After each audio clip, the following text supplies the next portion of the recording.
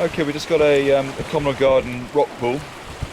We've got some detached seaweed from the middle or lower shore. That's another rack.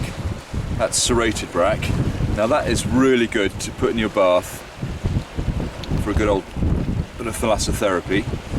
Attached to that rack is dulse.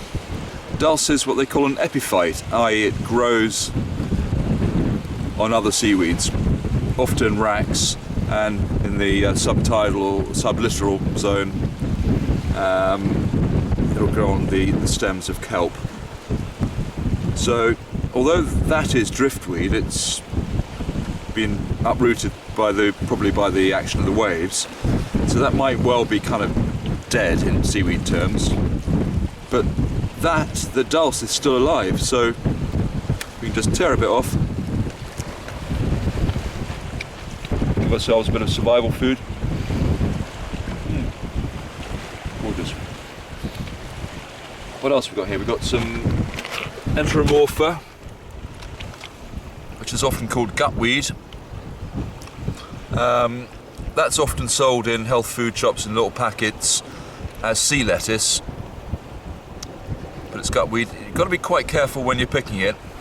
It is quite tasty, but it does like fresh water and it does like polluted water, so it doesn't necessarily mean that the water here is polluted, but you've just got to be fairly careful.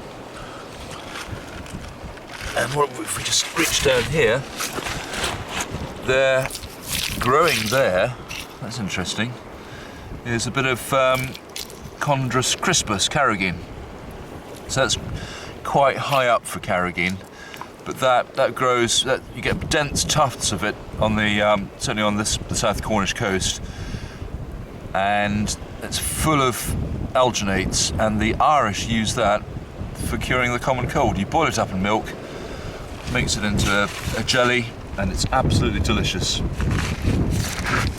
There's small carrageen there.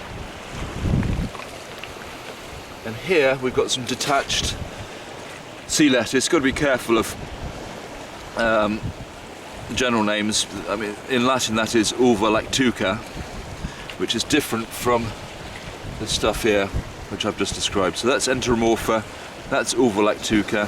Both are sold as sea lettuce. That you've got to be careful of. That you can eat raw. It's not in very good condition. We probably wouldn't eat that. That's been floating around for a while as drift.